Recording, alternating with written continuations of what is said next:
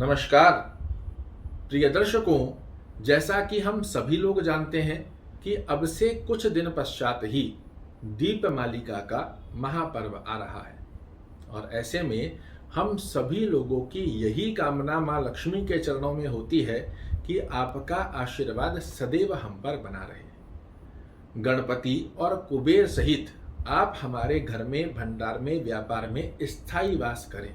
आपकी कृपा से अन्न धन के भंडार हमारे सदैव भरे रहें। होती है ना ऐसी ही कामना।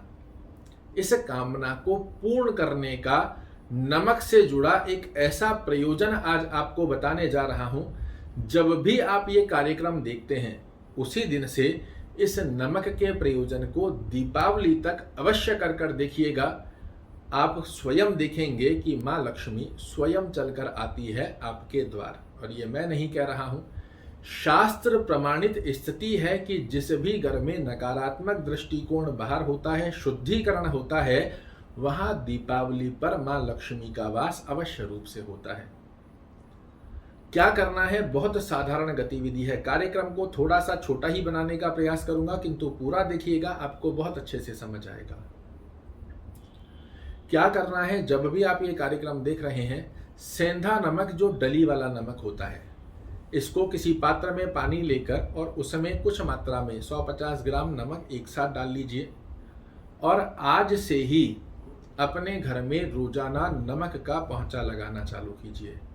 जो नमक आप इकट्ठा एक बोतल में, कोई पात्र में डाल लेंगे, वो उसमें मिल जाएगा और उसमें से एक एक दो दो ढक्कन लेकर रोजाना जो आप घर में पोंछा लगाते हैं, इसके अंदर सेंधा नमक डालकर, जो पानी का नमक बना लिया है आपने, उसमें से एक दो ढक्कन डाल के घर में रोजाना पोंछा लगाइए। अब आप कहेंगे ये क्या है? ये तो हमें भी पता है कि नमक का पोंछा लगाना चाहिए, किंतु क्या आप लगाते हैं? तो सिर्फ 2-5% लोग होंगे जो सेंधा नमक का घर में पोंछा लगाते हैं। आप अन्य अवस्था में लगाते हैं या नहीं लगाते, किंतु अभी से लेकर दीपावली तक आपको ये नमक का पोंछा अवश्य रूप से लगाना चाहिए। पहले के समय में जब हमारे घर हुआ करते थे, दीपावली के समय में लोग मिट्टी से अपने घर को लेपन किया करते थे, गोबर से अपने घर को लेपन किया करते थे। जूते चप्पल घर में नहीं लेकर प्रवेश करते थे, घर के बाहर ही जूते चप्पल हटाकर पैर धोकर अपने घर में प्रवेश किया करते थे। ये होता है शुद्धिकरण। आज का शुद्धिकरण कैसा रह गया है?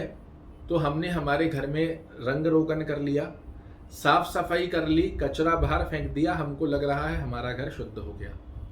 किंतु 90% घर ऐसी अवस्था में हैं जहां पूरे दिन घर के सदस्य चप्पल जूते लेकर घूमते हैं और ये सबसे बड़ी नकारात्मक दृष्टिकोण की स्थिति को दर्शाने वाली एक स्थिति है। इस स्थिति में आपने रंग रोगन कर लिया, आपका घर बड़ा साफ है और आपको लग रहा है कि शुद्धिकरण हमारे घर में है, तो मैं आपको बताना चाहूंगा ये शुद्धिकरण है ही नहीं। अगर आप दीपावली के दिन जूते चप्पल नहीं भी लेकर घूमते हैं ना, तो नकारात्मक दृष्टिकोण तो आपके घर में बना हुआ है। तो पहली अवस्था में ध्यान रखिए, आज से लेकर दीपावली तक घर के बाहर ही जूते चप्पलों को रखिए। घर के अंदर के जूते चप्पल जो होती हैं वो अलग से रखें।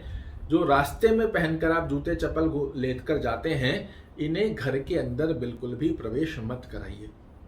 और रोजाना सेंधे नमक के पानी का प्रोक्षण अवस्था में डालकर, जो आपकी बाल्टी है पोंछा लगाने की, उसमें डालकर अपने पूरे घर के अंदर पोंछा लगाइए। और सेंधा नमक ये क्या है? तो ये है समस्त प्रकार के नकारात्मक दृष्टिकोण को बाहर करने, जड़ से मिटाने का एक यंत्र। और इस स्थिति में नकारात्मक दृष्टिकोण यदि आप घर से बाहर कर देते हैं, तो शास्त्र क्या कहता है कि जहां सकारात्मक और शुद्धता होती है, वहां लक्ष्मी दीपावली पर आती ही आती है। देखिए, पोंछा तो आप रोजाना ही लगाते हैं। अगर मेरे कहने से आप थोड़ा सा नमक का पानी या नमक की डली अपने पोंछे में लगा देंगे, तो आपका जा ही क्या रहा है। शुद्धता की स्थिति इसमें बहुत अधिक तरीके से काम करती है। सकारात्मक ऊर्जा तो आपके घर में सृजन होगी ही होगी, साथ में ही शुद्धिकरण के स्वरूप में माँ लक्ष्मी के स्थायी वास की जो चांस होते हैं, ये भी बहुत प्रबल हो जाते हैं। आज से ही दीपावली तक ये प्रयोजन आप अवश्य कर देखिएगा। आशा करता हूँ मेरे द्वारा दी गई ये जानकारी आपको पसंद आएगी। कल फिर से एक नई जानकारी लेकर आपके सामने उपस्थित होऊंगा। तब तक के लिए नमस्कार।